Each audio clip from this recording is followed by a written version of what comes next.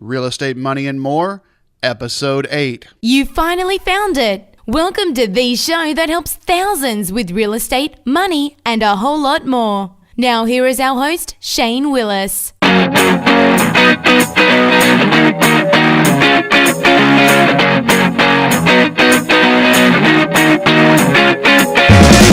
Welcome to this week's episode of Real Estate, Money, and a Whole Lot More. My name's Shane Willis, and this is the podcast that does exactly what the title says. We talk about real estate, we talk about money, we talk about a whole lot more. Let's do this. Okay, so this week's episode is going to focus on photography in real estate. We have only got about 5 to 10 seconds to impress a buyer before they're going to move on to the next one. There's houses for sale. It doesn't matter what market we're in, whether we're in an up market, down market, side market, upside down market. You still have to have good photography to catch the people's attention that are looking to buy a property. If you've got poor photography or just average, you're not going to stand out selling that property. So as a real estate agent, I highly suggest you listen to this episode of why you should probably hire someone that helps serve your clients. And if you're looking at doing this yourself, you'll pick up some tips as well. We actually have a guest that's going to come on. If you listened to last week's episode, realestatemoneyandmore.com/staging with Karen Otto out in Texas, I actually chatted with her about her photographer, Lance. Lance and I started a conversation up on Twitter, and we're going to be hearing from Lance here in just a few minutes. I wanted to talk about the book just for a second because I've been getting a lot of requests on social media and through the website about, hey, Shane, what's going on with the book that you have coming out with Brian Tracy? That book actually got a scheduled release date this past week. It looks like we're going to be released on Amazon September 17th. September 17th, 2014 is looked like the official release date of the book Transform with myself, Brian Tracy, Emmy Award winner Nick Nanton, and a few other people around the globe that colluded on this particular book called Transform. Now, I'm going to be running a special. There's two things I'm doing for all you listeners here on the podcast. First, I'm going to give you a free chapter. I'll give you a free chapter about real estate, one of the chapters I wrote. Secondly, I'm going to be running a contest where I'm going to send out 3 autographed copies of the book as soon as it's done. You send me the mail, I will pay for the shipping even. What I need you to do is I need you to visit the website, realestatemoneyandmore.com/free-chapter. Again, that's realestatemoneyandmore.com/free-chapter. Sign up to get the free chapter there. And as soon as you do that, I want you to head over to Twitter and send me a tweet. My Twitter handle is @ShaneWillis10, @ShaneWillis. And just send me a tweet saying that I would like an autographed copy of #Transform, #realestate. Those two things are the only 2 requirements in order to be qualified, and I'm going to give away 3 autographed copies of the full book. You'll get the chapter immediately when you sign up for the chapter, but I'll give you a copy of the full book for free for doing those 2 things. All right, let's transition over to this week's guest on photography. We have got another special guest. It seems like last week the episode blew up on home staging, and if you didn't listen to that episode, make sure you visit realestatemoneyandmore.com/staging. That was with Miss Karen Otto. And Karen actually introduced me to her photographer, Mr. Lance Selgo, who is on the phone with us today. Lance, good morning. Good morning, Shane.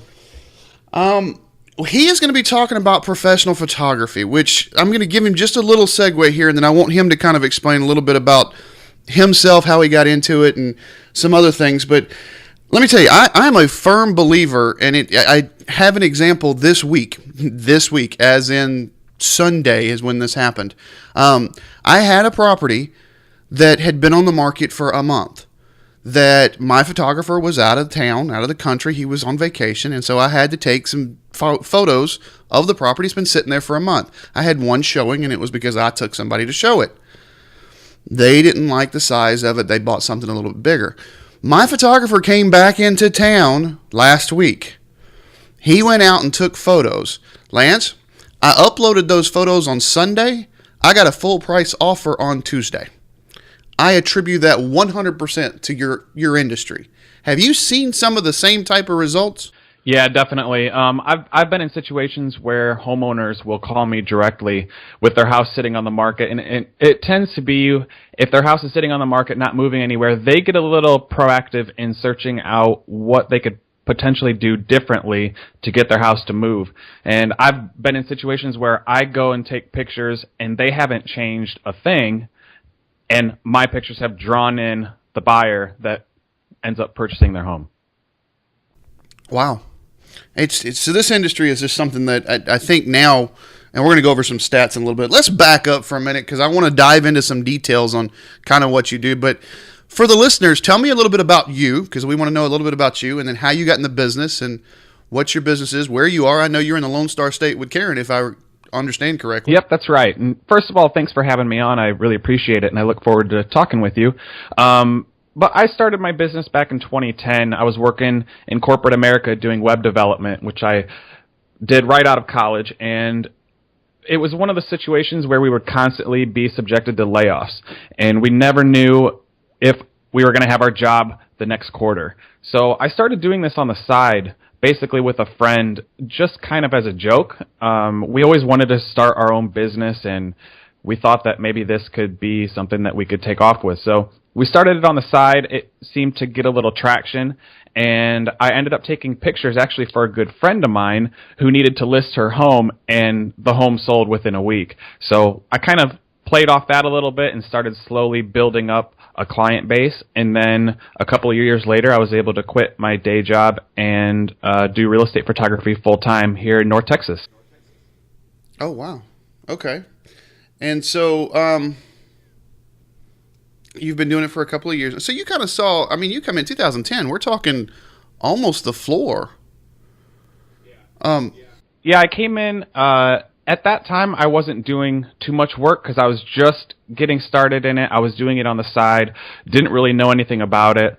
So I wasn't affected too much simply because I was only doing a couple of jobs a week. So for me, it wasn't the market at that time didn't really hit or miss me, but at the same time, in any type of market, just like Karen stated on your last episode, where any staging works in any market, and so does real estate photography. If you have a down market, real estate photography helps make those homes stand out. If you have a seller's market and houses are flying off the shelf, it's the same thing. You want to make sure that you have great photos so that buyers come to your property and be able to sell for the highest dollar.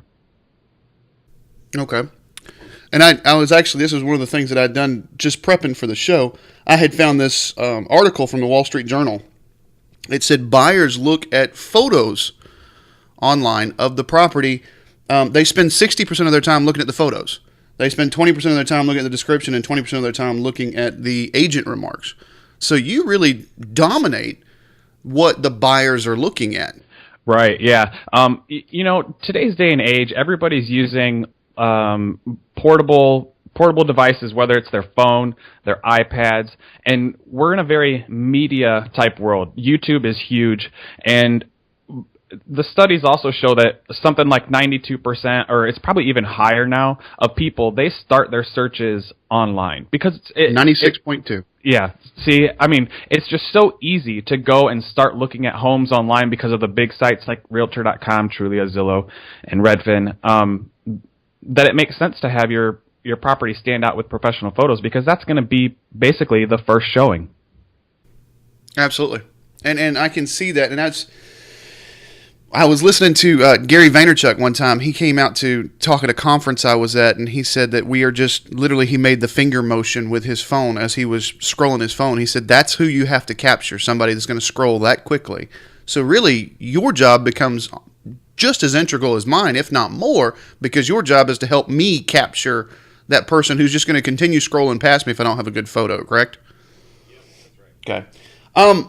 I see, and I think you and I have already explained that, but I want to ask the question because I see as I, again, researching for the show, I see that a lot of photographers have trouble proving value to folks like me, realtors. Now, don't get me wrong. I'm a converted, not convicted. Make sure I get that correctly.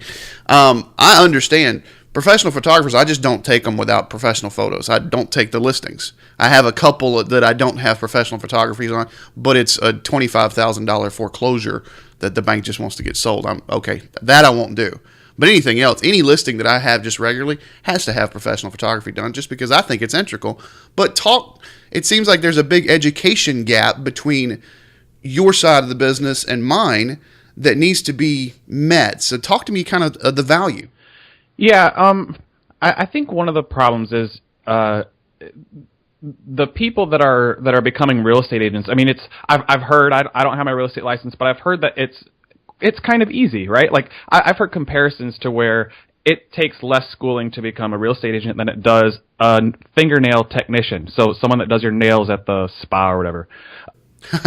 Let me just stop you right there. Reference the first episode where I talk about in the state of Florida, that exact analogy. It takes 10 times the education. It takes over 1,000 hours, the education, to get your cosmetology license than it does to get your real estate license. In the state of Florida, it takes 40 some odd hours. That's it. And so I think you run into where some agents either aren't educated about about how powerful real estate photography or professional photography can be for their listings, simply because they haven't tried it before. Some people take their own pictures and they think they're great because maybe they dabble in photography, and they need a direct comparison to be able to see the difference between what they're doing and what a professional can do. Some agents simply don't treat their practice or their industry or their job as a business. I think a lot of them go into it just as, I want to go in and sell this property, but I'm not looking at it as, this is how I'm going to brand myself and build my business up as a realtor to be able to get more business. They just look at it as, I'm helping a friend or I'm helping somebody that I know just to sell their property quickly. I'm not going to waste my time or spend any money on something like professional real estate photography, which is unfortunate. Yeah. So you just think there's a lack in education? I think there's a lack in education. I also think that it's very easy to go to Best Buy and buy a good camera for cheap and take your own pictures. And it's a misunderstanding of how to utilize and use the equipment. Just because you have expensive equipment doesn't mean that you can use it correctly. In fact, the equipment that I use isn't even the most expensive stuff because I don't need that. But there are basics and rules that you need to follow to do correct real estate photography that a lot of people just don't understand because it's something that they're not used to or they haven't educated themselves about it. Right. And a picture's a picture. I think that value added needs to show up. Have you got some numbers? I mean, I talked a little bit about some numbers. Have you got some numbers of properties? Or, I mean, one of the things that I find with a lot of my new agents that come to work with me is they want to see numbers. They want to see, if I'm spending this dollar, what am I going to get in return? Because, I mean, just like you, I'm sure I get phone calls every day, 5, 6, 7 phone calls a day with people wanting to take my money. So is there a value there? Have you got numbers for, hey, this sells for this much higher? I don't. I actually rarely get follow-ups from agents regarding the sale of homes. Usually when I go and take pictures, that's the last I talk to them until they schedule me again. It seems to me that the people that use me are ones that have other agents in their offices that are doing well who are also using professionals, and they got converted because of that reason. And then once they use somebody like me, they never look back because they themselves see the benefits of it. Okay. And to give just a little bit of numbers, again, I went searching, prepping for this interview. There was another article in the Wall Street Journal that said in between the 300,000 and the million range, professional photographers saw a 15% higher offer price. So there's actual numbers, and I'll put the link to those articles in the show notes. Let's talk. One of the things I thought was kind of interesting off of your website as I was searching your website, you teach real estate photography for other photographers, correct? Do. Yes, I have a blog that outlines how basically to run a real estate photography business. And that's the one I was on. And one of the blog posts that you had talked about, I hate to use the word, I just can't think of a better one, but taking creativity and bringing it back some. Yeah. Is that something you see that's tough for photographers in your industry? I do. Especially like me, when I first started, I wanted to be a photographer. Like, that's what I thought I was going to be doing. Real estate photography is more of a business and less of an art. A lot of photographers, they'll take pictures of families, of kids, of pets, of landscapes, whatever they have, and they're trying to do something creative to make an art picture or to make something that's going to hang on a wall. With real estate photography, it's kind of like photography for someone like McDonald's, how they're taking photography of their Big Macs. You want to represent that product as a business, as a purchase for the particular buyer who's looking online. So it's less about being creative from the standpoint of I want to make it artsy, and it's more about making sure you are showing a crisp, clear picture that states the facts about that property. Less much about I want to try to make this look cool or, whatever a photographer might be thinking. Correct. Okay. And I think that's a good point to bring out to our listeners around the country is if you're looking for a photographer, if you're a real estate agent looking for a photographer, if you're a homeowner looking for a photographer, make sure that the person you're talking to, and Lance, you can correct me if I'm wrong here, has a business model that is for real estate. Now, they may do other types of photography, but are used to what you just said. And I can give you an example here. My wife and her family own a florist, and they have a different photographer for weddings than I use for real estate. He's much more, I guess, and to use your words, Lance, is he's got a very creative side, but I don't know that he could just represent a product. Yep, that's exactly right. There are a lot of photographers that will do any type of photography. I personally only do real estate 100%. So somebody will ask me, can you take my headshot, or do you take pictures of families? And I say no, because my focus is 100% on real estate. If I want to be good at everything, that's fine, but I don't. I want to be excellent at one thing. So I limit my focus to specifically real estate. And so whenever you're looking for a real estate photographer, you want to go and check their work and make sure that it's something that you think looks like a good product. Because at the end of the day, you're going to be paying them to take pictures of real estate. And I have photographers here in the Dallas area that I refer work out to, and they do it all too. They'll shoot real estate Monday through Friday, but then on the weekends, they'll do weddings, they'll do families, and that type of thing. So there's nothing wrong with it. But I think a lot of people too, especially if they're shooting families and stuff, they're usually only working on the weekends. So a lot of times they'll pick up real estate throughout the week just to kind of bring in more money, and they may not be as focused on it, so they may not do as good of a job as somebody who is 100% focused on it like I am. Okay. All right. So at least there's a tip. At least if you're looking at a photographer that does other types of photography besides just real estate, make sure they have a real estate portfolio and understand, like Lance is saying today, that is a product different from a wedding or, the new baby or what have you. Make sure we look at that. Let's dive into some details here. I've got just a couple of questions, and then I want you to expand a little bit more. I get all of these interesting questions asked of me because I work in a vacation area here along the beach. What is your lighting on taking photos of the outside of the property? I've heard always have blue skies. I've heard make sure you take pictures first thing in the morning. I've heard take them at twilight. Does it really matter? It matters on your experience in processing them.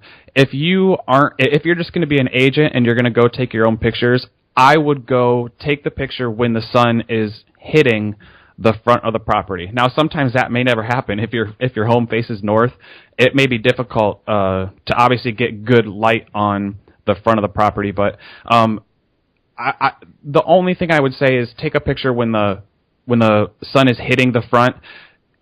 it doesn't have to be a blue sky, and your professional real estate photographer, they can put a blue sky in. I do it all the time. Even in Texas, we rarely have cloudy days, but depending on the sun and where the lighting is at, sometimes in order to expose the front of the house properly, the sky ends up not making it into the photo anyway. It just goes white. So we have to replace the sky in the majority of our photos anyway. So there's not really a specific time that I recommend. If you're an agent where you're only shooting your own listing, do it when the sun's hitting the front of the property. For somebody like me who is scheduling, 4 or so real estate photo shoots a day, I don't have that flexibility. So I have to work around that by adjusting how I process the pictures in order to come up with a good photo. So sometimes the front of the property might be in shadow, but I can work around it by lightening it up and then replacing that sky with a blue one so it looks natural. Okay.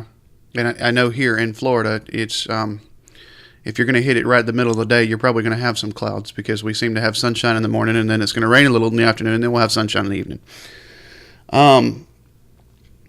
Okay, so you talked about editing photos. I know there's 1,000 photo editing softwares out there. Any ones you would recommend, or and I don't want to step on any of your trade secrets, obviously, but at the same time, I want to ask the questions that maybe we should be asking, or does it matter if I'm asking you as a photographer to come work on one of my properties? Should I be asking you, do you use a specific software, or should I just be asking you, can you do X, like lightening up the thing that you talked about a second ago? Right. Yeah, I think as long as you're comfortable with the work that's in that photographer's portfolio, they're most likely going to have their best work showing online. So not every property is going to end up looking like that, but it's at least going to be a good representation of what you're going to get. So as long as you're happy with what you see online, hire them for a shoot and just wait and see what you get back, and hopefully it's something that is definitely representative of the property and it's a quality product that you like. In regards to software, the number one tool that I use probably 99% of the time is Adobe Photoshop Lightroom. Adobe came out with basically a subscription service, so you can pay $10 a month for a photographer's level of service, and you get Adobe Photoshop Lightroom, and you also get their full-fledged Adobe Photoshop program. But Adobe Photoshop Lightroom has grown so much that I use it literally for 99% of my work, and I don't have to go anywhere else. It is an outstanding piece of software. If you don't want to be on that subscription plan, you can actually buy it through someone like Amazon or directly from Adobe. It runs anywhere from $100 to $150 depending on what sales they have going on. Okay. Some of the stuff I saw on your website too. Let's switch gears just a little. Is you mentioned it earlier? YouTube's growing very, very quickly.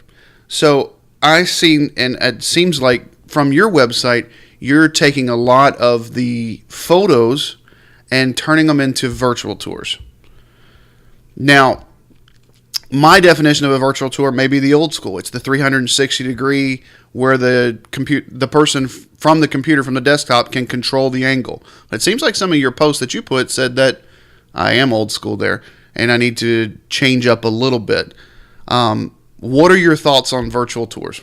Yeah, it is kind of an old technology. A lot of times what people will do is they'll go and they'll take a wide angle lens, they'll set their tripod up, they'll take pictures, around in a circle, up and down, or sometimes they don't even need to do that because the lens that they're using is so wide angle, it's basically what they call a fisheye lens. And they convert that and stitch them together and put them in software online to create the 360 degree virtual tours that you're referencing. And the problem with that is when it's a little bit difficult to utilize from a user standpoint. When you're holding your mouse over it, moving your mouse to look around the space, sometimes they can move too quickly, sometimes it can move too slow. And it ends up making it look like you're in a fishbowl simply because of the wide angle that is needed to be able to create that effect. So things around the outside of the photo or of the virtual tour as you're moving it around, they'll start to stretch, distort, perspectives will be off, that type of thing. What I do for virtual tours is all of my standard photo packages, the agents will receive a virtual tour that's just a slideshow of the still images, because what that's going to do is it's going to allow buyers to view those pictures in full screen in high quality because I can control it because it's my virtual tour link.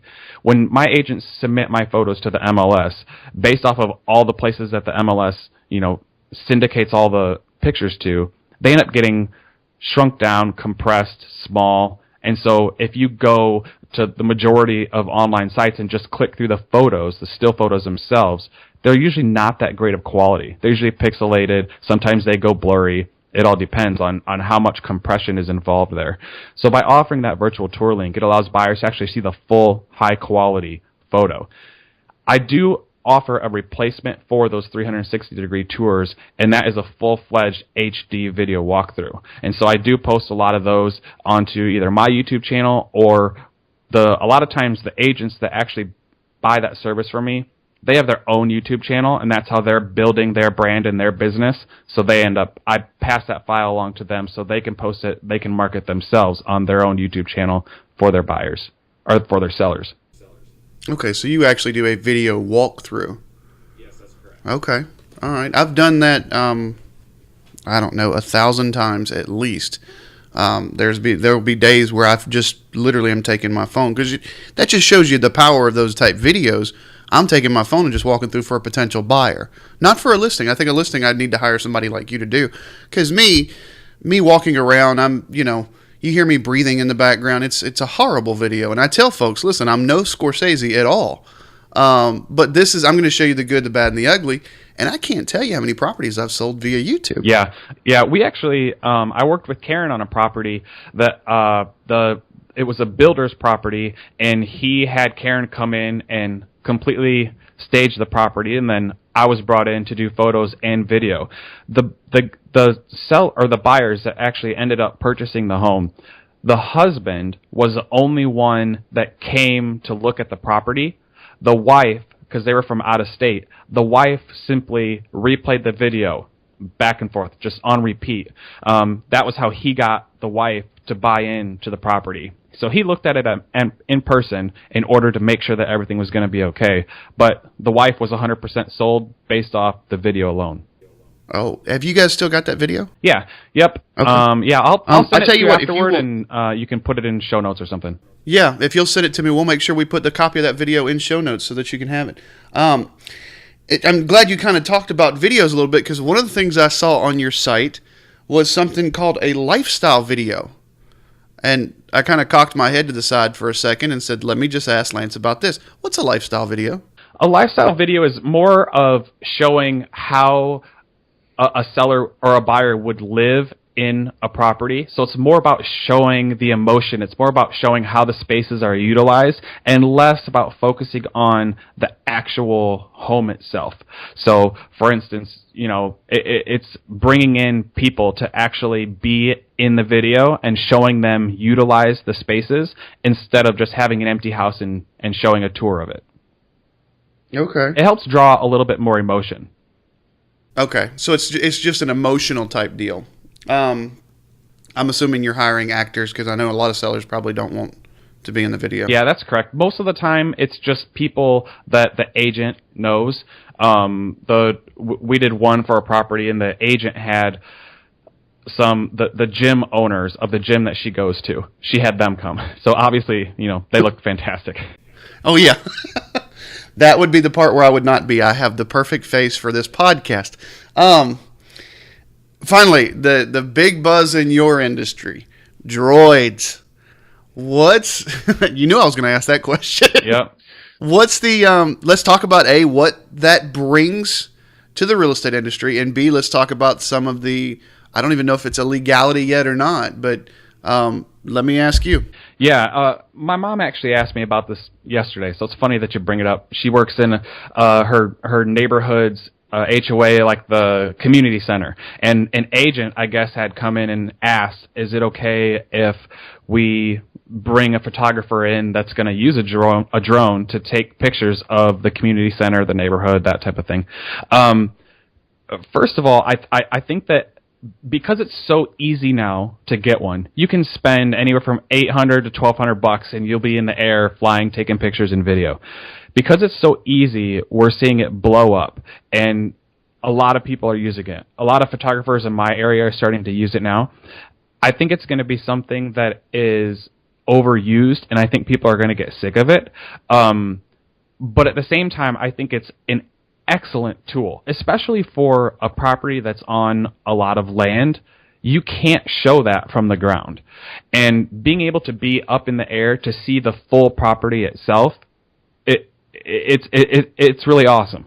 It's a marketing tool that just a year ago wasn't necessarily a possibility.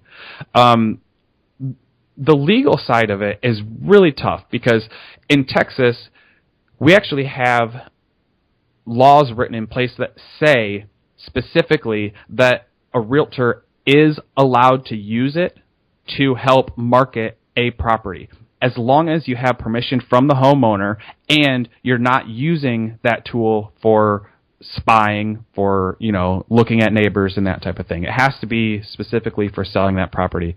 Now, there's no law nationally about utilizing drones. However, the FAA does have regulations, and you're not supposed to use a drone commercially. So in my case, I'm not allowed technically to utilize a drone and have a realtor pay me to use that drone to help market their property. The problem is the FAA, it's just regulation, so they don't really have too much of a leg to stand on. So you're seeing a lot of photographers go out and do it anyway. And you'll hear about court cases of the FAA suing for $10,000, and they'll send a cease and desist letter to photographers. But there's one prominent one where a guy did a video of a college. The college paid him to do it, and he utilized a drone to make some of that video, and they tried to sue him, and the FAA actually lost, simply because they just have the regulation there. It's not actual law yet. So it's a very slippery slope. I myself, I have one, but I don't offer that service. I don't offer that service to my agents unless I know that it's going to be beneficial and I know that I can fly it safely. I'm not going to fly it in a tight, compact neighborhood of, a whole bunch of houses. I'm only going to fly it somewhere out in the country where there's a lot of land, where I know if it goes down, I'm not that much at risk, because it's a liability issue for me as well from the business standpoint. Sure. Okay. And I think here, I've got one of the properties that we're getting a drone video put together probably in the next couple of weeks, and it is a beachfront house. So there's not a whole lot of land, but he can actually come in off of the Gulf. And that's the type videos. And there's nothing different than, we've had helicopters fly up and down this beach all the time, take photos, take videos. You just obviously can't fly a real chopper that close to the house.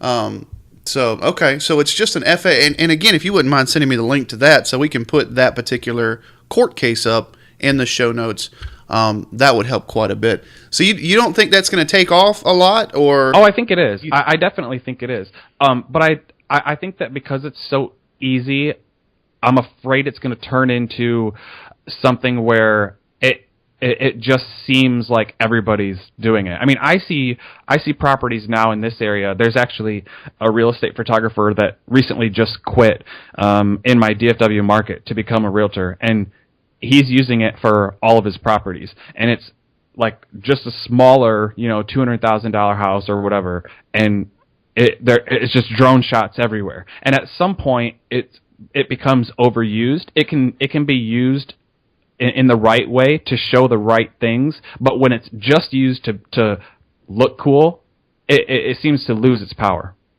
Okay. Now, you have something else on your site that talks about a pole shot.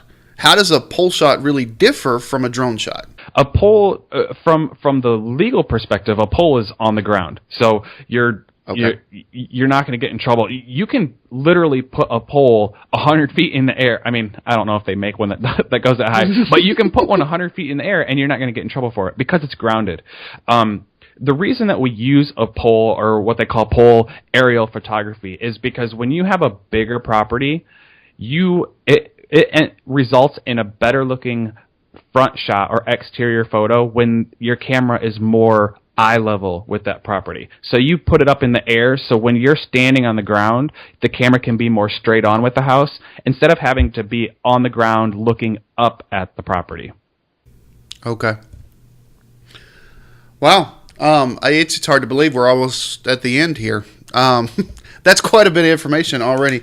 Any parting thoughts? I mean, if you want to talk about what I think we've showed value here. Any final things you want to talk to people that are looking to hire a photographer or get into the photography business, or I guess specifically real estate agents, why they need a photographer? Yeah, definitely. I think as a real estate agent, I think you definitely need to give somebody a shot, especially if you're doing your own photos right now. Give a photographer a shot. It's pretty inexpensive. Anywhere from $100 to $200, depending on your market. Sometimes it may be more. But it's inexpensive to get great photos of that property. Not only is it going to help your seller to sell that property quicker and for higher money, it's going to bring you more money based off of a higher commission.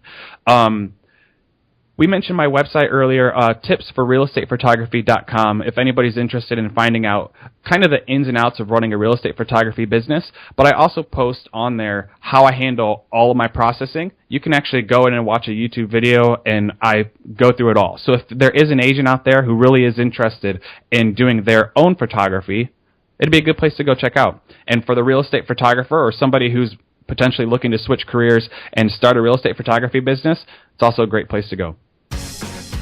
Fantastic. I would recommend, if there are the real estate agents that you talked about that are looking to get into photography, definitely check this out. I don't know. I would tell, and I tell my team, I would much rather hire a professional to do this and focus on what we do, which is selling real estate.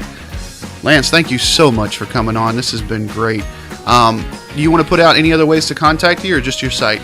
Yeah, you can reach me at tipsforrealestatephotography.com, or you can hit me up on Twitter. My handle is @LanceUEP.